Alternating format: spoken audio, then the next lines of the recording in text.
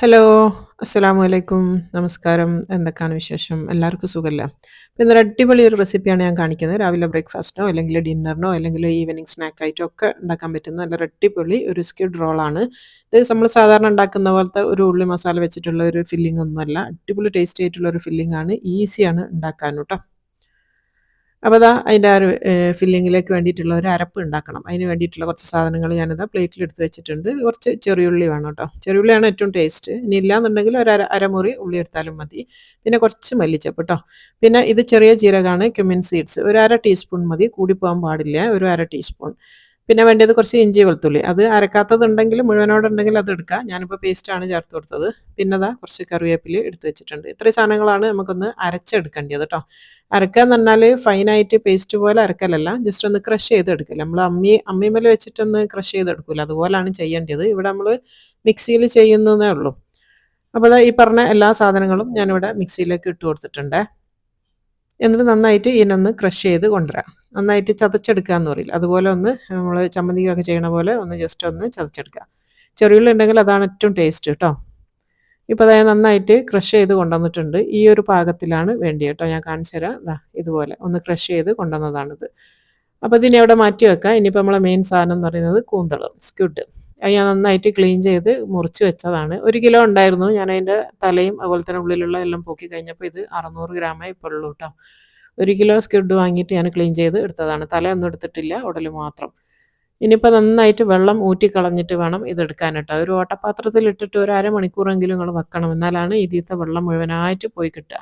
അതിലേക്ക് നമ്മൾ ക്രഷ് ചെയ്ത് വെച്ച മസാലയും അതുപോലെ തന്നെ മുളക് പൊടി 1 ടേബിൾ സ്പൂൺ ഇട്ട് കൊടുത്തിട്ടുണ്ട്. പിന്നെ വേണ്ടത് വിനെഗറാണ്, 1 ടീസ്പൂൺ കേട്ടോ. വിനെഗർ ഒഴിച്ച് കൊടുത്തിട്ടുണ്ട്.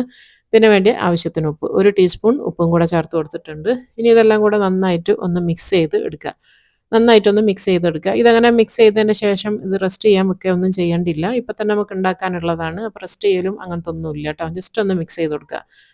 അപ്പോൾ നന്നായിട്ട് മിക്സ് ചെയ്തിട്ടുണ്ട്. ഇനിയിപ്പോൾ ഞാനൊരു പാൻ വെച്ച് കൊടുത്തിട്ടുണ്ട്. ഒരു ഫ്രൈ പാൻ വെച്ച് കൊടുക്കുക. അതിലേക്ക് നമ്മൾ ഈ മിക്സ് ചെയ്ത് വെച്ചിട്ടുള്ള കൂട്ട് ഇതിലേക്ക് അങ്ങ് ഒഴിച്ച് കൊടുക്കുക കേട്ടോ. എന്നിട്ട് ഹൈ ഫ്ലെയിമിലാണ് ഇത് നമ്മൾ ചെയ്യേണ്ടത്. ഞാനെപ്പോഴും പറയുന്നതാണ്, കൂന്തളും അതുപോലെ തന്നെ ചെമ്മീൻ, ഞണ്ട് ഇതിനൊക്കെ ഒരു 2 to 3 അല്ലെങ്കിൽ അത്രയൊക്കെ മാക്സിമം മിനിറ്റ് നമ്മൾ വേവിക്കാൻ പാടുള്ളൂ എന്നുള്ളത്. അപ്പോൾ അതുകൊണ്ട് തന്നെ നമുക്കിത് ഒരുപാടങ്ങ് ഇതാക്കാൻ പറ്റില്ല. അപ്പോൾ ഹൈ ഫ്ലെയിമിൽ ഇട്ട് വെക്കുക. പിന്നെ മാക്സിമം നമ്മൾ ഇതിൻ്റെ വെള്ളം കളഞ്ഞിട്ട് തന്നെ എടുക്കുക. അല്ലാന്നുണ്ടെങ്കിൽ നമ്മൾ വേവിക്കുന്ന സമയത്ത് ഇതിൽ നിന്ന് ഒരുപാട് വെള്ളം ഇറങ്ങും. ഇതിപ്പോൾ ഞാൻ കാണിച്ചു തരാം, ഒരുപാടങ്ങ് വെള്ളം ഇറങ്ങാനൊന്നും ഇതിലില്ല. കാരണം നമ്മൾ നല്ലോണം ഊറ്റിയെടുത്തതാണ്.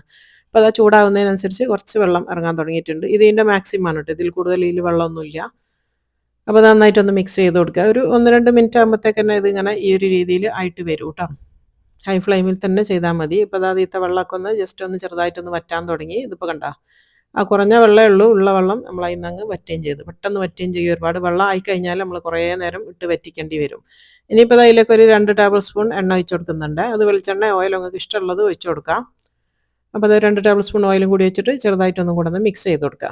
ഈ എണ്ണ വെച്ചിട്ട് പിന്നെ നമ്മൾ വേവിക്കാനൊന്നും നിൽക്കണ്ട. അങ്ങനെ വേവിക്കാൻ നിൽക്കുന്ന സമയത്ത് അതിൽ നിന്ന് എണ്ണയിൽ നിന്ന് പൊട്ടിത്തെറിക്കും. അപ്പം ജസ്റ്റ് ഒന്ന് മിക്സ് ചെയ്ത് കൊടുത്താൽ മാത്രം മതി. ഇപ്പോൾ ആ എണ്ണയും ചേർത്തിട്ട് നന്നായിട്ടൊന്ന് മിക്സ് ചെയ്ത് കൊടുത്തിട്ടുണ്ട്. ഇനിയിപ്പോൾ ഇതിലേക്ക് കുറച്ച് സോസുകളാണ് ചേർക്കേണ്ടത് കേട്ടോ. അപ്പോൾ സോസുകൾ ചേർക്കുന്നതിന് മുന്നേ ഇതൊന്ന് ഒരു സൈഡിലേക്ക് നമുക്കിതൊന്ന് മാറ്റി വെച്ച് കൊടുക്കാം. എന്നിട്ട് ഇപ്പുറത്തെ സൈഡിലാണ് ഞാനിപ്പോൾ സോസ് ഒഴിക്കാൻ വേണ്ടി പോണത്. ആദ്യം സോയാ സോസാണ് ഒഴിക്കുന്നത്. ഒരു 2 tablespoon soya sauce, light soya സോസാണ് എടുത്തത്. പിന്നെ ഒരു 2 ടേബിൾ സ്പൂൺ തക്കാളി പേസ്റ്റ്, ടൊമാറ്റോ പേസ്റ്റ് കേട്ടോ. പിന്നെ 2 ടേബിൾ സ്പൂൺ തന്നെ ടൊമാറ്റോ കെച്ചപ്പും കൂടെ ചേർത്ത് കൊടുക്കുന്നുണ്ട്. ഇനി ഇത് മൂന്നും കൂടെ നന്നായിട്ടൊന്ന് മിക്സ് ചെയ്തെടുക്കുക. ആ ഒരു സോസിൻ്റെ ഒരു പച്ചമണം ഒന്ന് മാറി കിട്ടാൻ വേണ്ടിയിട്ടാണ്. ഒന്ന് ജസ്റ്റ് ഒരു 10 സെക്കൻഡോളം ഇതൊന്ന് ഇങ്ങനെ ഒന്ന് മിക്സ് ചെയ്ത് കൊടുത്താൽ മാത്രം മതി കേട്ടോ. ഇപ്പോൾ നന്നായിട്ട് മിക്സ് ചെയ്തിട്ടുണ്ട്. ആ ചൂട് കിടന്നിട്ട് തന്നെ ആ ഒരു സോസുകളൊക്കെ അതിൻ്റെ ആ ഒരു റോ ടേസ്റ്റ് അങ്ങ് മാറും. എന്നിട്ട് ആ കൂന്തളുമായിട്ട് നന്നായിട്ട് മിക്സ് ചെയ്ത് കൊടുക്കുക. ഇപ്പോൾ അതും കൂട്ടിയിട്ട് നന്നായിട്ടൊന്ന് മിക്സ് ചെയ്ത് കൊടുക്കുന്നുണ്ട്.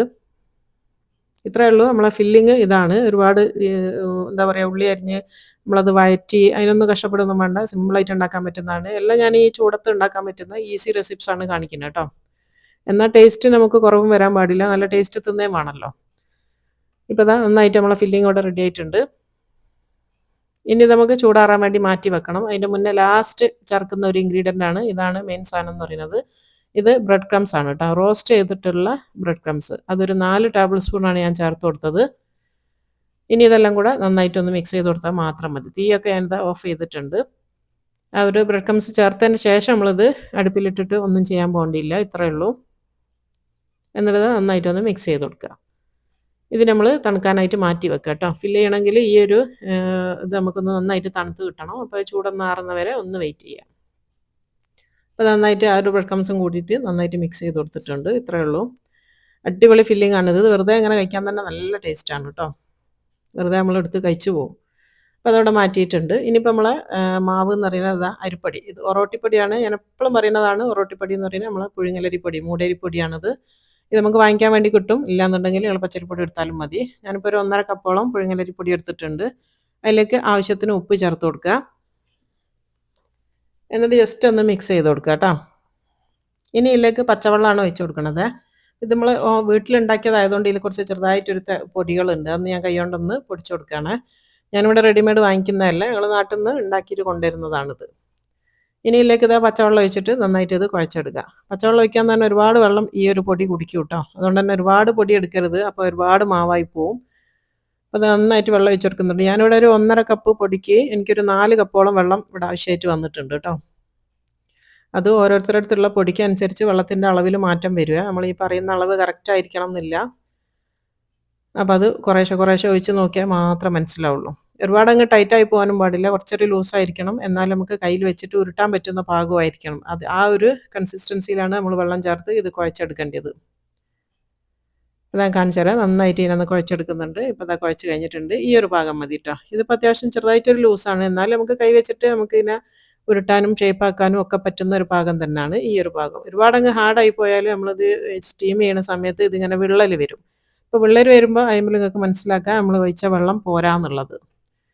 അപ്പോൾ അത് നന്നായിട്ട് കുഴച്ച് വെച്ചിട്ടുണ്ട്. ഇനിയിപ്പോൾ ഇതാ രണ്ടും ഞാൻ എടുത്ത് വെച്ചിട്ടുണ്ട്. കയ്യിലൊന്ന് ചെറുതായിട്ട് ഓയിലൊന്ന് ഗ്രീസ് ചെയ്തിട്ടുണ്ട്. ഇനിയിപ്പോൾ അതാ ഇതിൽ നിന്ന് ചെറിയ ചെറിയ ഉരുളകളാക്കിയിട്ട് എടുക്കുക. ഒരു പൂരിനെക്കാട്ടും ഒരു ഇത്തിരി കൂടെ വലുപ്പത്തിൽ നമ്മൾ ഉരുളെടുക്കുന്നുണ്ട്. ചെറിയ ചെറിയ സൈസാണ് ഏറ്റവും ടേസ്റ്റും, തിന്നാനും ടേസ്റ്റ്, കാണാനും ക്യൂട്ടാ തന്നെയാണ്. അപ്പോൾ ചെറിയ ഉരുളെടുത്താൽ മതി. എന്നിട്ട് ഇതാ ഒരു വിരലുകൊണ്ട് ഇങ്ങനെ ഉള്ളിലേക്ക് ഇങ്ങനെ ആക്കിയിട്ട് ഒരു ബൗള് പോലെ ആക്കിയെടുക്കുക കേട്ടോ. ചെറുതായിട്ടൊരു ബൗള് പോലെ ആക്കിയെടുക്കുക. ഒരു പാത്രം പോലെ കണ്ടില്ലേ. അപ്പോൾ നന്നായിട്ട് ഈസിയാണ് കേട്ടോ. ഒരു പണിയുമില്ല. പെട്ടെന്ന് ഉണ്ടാക്കാൻ പറ്റുന്നതാണിത്. ഇപ്പോൾ അതാ നന്നായിട്ടൊരു ബൗള് പോലെ ആക്കിയെടുത്തിട്ടുണ്ട്. ഇത് കണ്ടില്ലേ. ചെറിയൊരു ബൗള് പോലെ ആക്കിയതിന് ഇനി ഇതിലേക്ക് നമ്മൾ ഫില്ലിങ് വെച്ച് കൊടുക്കുകയാണ് ചെയ്യുക. ഈ ഉള്ളിലേക്ക് ഫില്ലിങ് നിറച്ച് കൊടുക്കുക. അത്യാവശ്യം നന്നായിട്ട് തന്നെ ഫില്ലിങ് വെച്ച് കൊടുക്കണം കേട്ടോ. എന്നാലാണ് കഴിക്കുന്ന സമയത്ത് നല്ല ടേസ്റ്റ് ഉണ്ടാവുള്ളൂ. അല്ലെങ്കിൽ വെറും അരിമാവ് കഴിക്കുന്ന പോലെ ഉണ്ടാവും. ഒരു കൊഴുക്കട്ടൻ്റെ ആ ഒരു ടേസ്റ്റ് വരും. അപ്പോൾ നന്നായിട്ട് ഫില്ലിങ് വെച്ച് കൊടുക്കുക. ഉള്ളിലേക്ക് വെച്ചിട്ട് ഇങ്ങനെ അമർത്തി വെച്ച് കൊടുത്താൽ മതി. കുറേശ്ശെ ഇട്ടിട്ട് വീണ്ടും ഇട്ടിട്ട് ഒന്നിങ്ങനെ അമർത്തി വെച്ച് കൊടുത്താൽ ഫില്ലിങ് അത്യാവശ്യം നന്നായിട്ട് വെക്കാൻ പറ്റും. നമ്മളെ മാവ് പൊട്ടിപ്പോകാൻ പാടില്ല. അതുകൊണ്ടാണ് ഞാൻ പറഞ്ഞത് ഒരുപാട് ടൈറ്റായിട്ട് മാവ് ഉണ്ടാക്കരുത്. കുറച്ചൊരു ലൂസായിട്ടാണ് മാവ് വേണ്ടിയെന്നുള്ളത്. ഏകദേശം ഒരു 2-3 ടേബിൾ സ്പൂണോളം ഞാൻ ഫില്ലിങ് ഇതിൽ വെച്ച് കൊടുത്തിട്ടുണ്ട്. എന്നിട്ട് ഇത് അതിനെ കുറച്ചും കൂടെ കൈ കൊണ്ടൊന്ന് ഉരുട്ടിയിട്ട് ആ ഒരു പുറമെയുള്ള പാത്രം കുറച്ചും കൂടെ ഉള്ളോട്ട് ആക്കുന്ന രീതിയിലാക്കി കൊടുക്കുക. ആ ഒരു ഫില്ലിങ് പുറത്തേക്ക് ഒലിച്ച് പോരാണ്ടിരിക്കാൻ വേണ്ടിയിട്ടാണ് നമ്മളിങ്ങനെ ചെയ്ത് കൊടുക്കുന്നത്. ഇപ്പോൾ ഇതാ നമ്മളെ ഫസ്റ്റത്തെ ആ ബൗള് ഇവിടെ റെഡി ആയിന് കേട്ടോ. Squid roll. ഇനി ഇതാ ഒരു സ്റ്റീമറിൽ ഞാൻ വെള്ളം വെച്ചിട്ടുണ്ട്. അടിയിൽ വെള്ളം ഒഴിച്ച് കൊടുത്തതാണ്. പക്ഷേ തീ കത്തിച്ചിട്ടില്ല. ഇനിയിപ്പോൾ അത് അതിൻ്റെ തട്ടിൽ ഞാൻ ചെറുതായിട്ട് എണ്ണ പുരട്ടി കൊടുത്തതാണ് കേട്ടോ, ഒട്ടി പിടിക്കാണ്ടിരിക്കാൻ വേണ്ടിയിട്ട്. ഇനി അതിലേക്ക് ഇങ്ങനെ ഓരോന്നായിട്ട് നമ്മളിങ്ങനെ ഫില്ല് ചെയ്ത ബൗള് ഓരോന്ന് വെച്ച് കൊടുക്കുക. അപ്പോൾ അതെല്ലാം ഇതേപോലെ ഞാൻ വെച്ച് കൊടുത്തിട്ടുണ്ട്. ഈ മൊത്തത്തിലുള്ളതാണ് ഇപ്പോൾ ഇത്. ഈ ഒരു മാവും ഈ ഒരു ഇതും കറക്റ്റാണ്. ഈ ഒരു അളവിൽ ഉണ്ടാക്കിയതാണ് അത്. ഇനി ഇത് സ്റ്റീം ചെയ്യാണ് ചെയ്യുന്നത്. ഒരു 15 മിനിറ്റ് ഹൈ ഫ്ലെയിമിലിട്ടിട്ട് ഒന്ന് സ്റ്റീം ചെയ്താൽ മതി. ഓവർ കുക്ക് ചെയ്യരുത്, അന്നേരം പൊട്ടിപ്പോവും. ഇപ്പോൾ അതാ 15 മിനിറ്റ് കഴിഞ്ഞിട്ടുണ്ട്. ഇപ്പോൾ നമ്മളെ സ്ക്യൂഡ് റോളൊക്കെ ഇവിടെ നന്നായിട്ട് വെന്ത് നല്ല പാകത്തിലായിട്ടുണ്ട്. ഇത് ചൂടോട് കൂടി എടുക്കരുത്. തണുത്തതിന് ശേഷം മാത്രം ഓരോന്നായിട്ട് എടുക്കുക. ഇപ്പോൾ ഞാനെല്ലാം ഒരു പാത്രത്തിലേക്ക് സെർവ് ചെയ്ത് വെച്ചിട്ടുണ്ട്. അടിപൊളിയാണ്. ചൂടാറിയതിന് ശേഷമാണ് ഇത് കഴിക്കാൻ പാടുള്ളൂ. ചൂടോടുകൂടി കഴിക്കുന്ന സമയത്ത് ഒരു ഒട്ടലുണ്ടാവും. അപ്പോൾ ചൂടാറുന്നവരെ ഒന്ന് വെയിറ്റ് ചെയ്യുക. അപ്പോൾ ഞാനൊരു ചെറിയ പീസ് തക്കാളിയും ഓരോ മല്ലിച്ചപ്പിൻ്റെ ഓരോ ഇലയും വെച്ചിട്ട് ഒന്ന് ഗാർണിഷ് ചെയ്ത് വെച്ചതാണ്. അടിപൊളി ടേസ്റ്റിയാണ്, അടിപൊളിയാണ് കാണാനും. നമുക്ക് ഗസ്റ്റൊക്കെ വരുമ്പോൾ ഉണ്ടാക്കാനും എല്ലാം പറ്റിയതാണ് കേട്ടോ. ഭംഗിയാണ് കാണാൻ. ഇത് കണ്ടില്ലേ, പ്ലേറ്റിൽ വെച്ചാൽ തന്നെ എന്തൊരു ഭംഗിയാണ് കാണാൻ. നല്ല മൊഞ്ചുള്ള ഐറ്റമാണ്. നമുക്ക് രാവിലെ ബ്രേക്ക്ഫാസ്റ്റിനും അതുപോലെ തന്നെ പറഞ്ഞാൽ ഡിന്നറായിട്ട് അങ്ങനെ എടുക്കാം. ഇനി ഇല്ലാന്നുണ്ടെങ്കിൽ വൈകുന്നേരത്തെ ഈവനിങ് സ്നാക്കായിട്ട് അങ്ങനെ എടുക്കാം കേട്ടോ. ഇതിലും ചെറുതായിട്ട് ഉണ്ടാക്കാൻ പറ്റുമെങ്കിൽ അത്രയും നല്ലതാണ്. കുറച്ചും കൂടെ ചെറുതാക്കിയിട്ടൊക്കെ ഉണ്ടാക്കണമെങ്കിൽ ആ ഒരു രീതിയിൽ ക്യൂട്ടായിട്ട് ഒന്നും കൂടി ഉണ്ടാക്കുകയും ചെയ്യാം. അടിപൊളിയാണ്. അപ്പോൾ ഞാനൊന്ന് ടേസ്റ്റ് ചെയ്ത് നോക്കുന്നുണ്ട്. അടിപൊളി ടേസ്റ്റിയാണ് കേട്ടോ. ഞാൻ തന്നപ്പോൾ ഇത് നമുക്കിതിവിടെ കഴിഞ്ഞിട്ടില്ല, അത്രയും ടേസ്റ്റിയാണ്. അത്യാവശ്യം എരിവേ ഞാൻ ഇട്ടിട്ടുള്ളൂ. നിങ്ങൾക്ക് ഇനി ഇതിലും കൂടുതൽ സ്പൈസി ആക്കണം എന്നുണ്ടെങ്കിൽ നിങ്ങൾ മുളക് പൊടിയും അതുപോലെ തന്നെ പച്ചമുളകൊക്കെ ചേർക്കണമെങ്കിൽ ഒന്നും കൂടെ ചേർത്ത് കൊടുക്കുക. ഞങ്ങൾക്ക് ഇതിവിടെ കറക്റ്റ് പാകത്തിലുള്ള എരിവും എല്ലാം റെഡിയാണ് കേട്ടോ. അടിപൊളി ടേസ്റ്റിയാണ്, നമുക്ക് നിർത്താൻ വേണ്ടി പറ്റില്ല. തനി നാടൻ ടേസ്റ്റ് ഇഷ്ടപ്പെടുന്ന ആൾക്കാർക്കെല്ലാം നന്നായിട്ട് ഇഷ്ടപ്പെടും. അടിപൊളിയാണ് കേട്ടോ. അപ്പോൾ എന്തായാലും ട്രൈ ചെയ്തോ, ഞാൻ ഗ്യാരണ്ടിയാണ്, സൂപ്പർ ടേസ്റ്റാണ് കേട്ടോ. അപ്പോൾ നിങ്ങൾ ഉണ്ടാക്കി നോക്കിയിട്ട് നിങ്ങളെ ഫീഡ്ബാക്ക് ഒന്ന് അറിയിക്കാനൊന്നും മറന്നു പോകരുത്. അതുപോലെ തന്നെ എൻ്റെ വീഡിയോസ് ഇഷ്ടമാകുകയാണെങ്കിൽ ഇപ്പോൾ തന്നെ ആ ഒരു ലൈക്ക് ബട്ടൺ നെക്കാൻ മറന്നു പോവല്ലേ. അതുപോലെ തന്നെ സബ്സ്ക്രൈബ് ചെയ്യാണ്ട് ആരെങ്കിലും കാണുന്നവരുണ്ടെങ്കിൽ പ്ലീസ് ഒന്ന് സബ്സ്ക്രൈബ് ചെയ്യാനും മറന്നു പോകരുത്. തൊട്ടടുത്തുള്ള ബെല്ലൈക്കണിൽ ഓൾ എന്നുള്ള ഓപ്ഷൻ കൊടുക്കുകയാണെങ്കിലാണ് ഞാനിടുന്ന വീഡിയോസൊക്കെ പെട്ടെന്ന് തന്നെ നിങ്ങൾക്ക് കിട്ടുള്ളൂ കേട്ടോ.